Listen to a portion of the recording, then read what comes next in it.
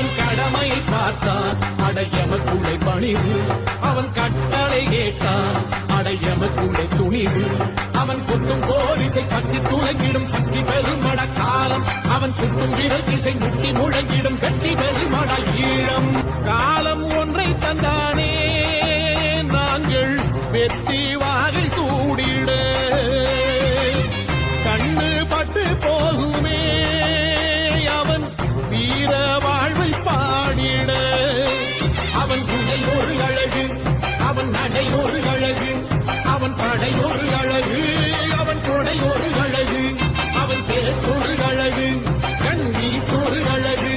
அவளை பாடிட அவன் குடை ஒரு அழகு அவன் நடை ஒரு அழகு அவன் படை ஒரு அழகு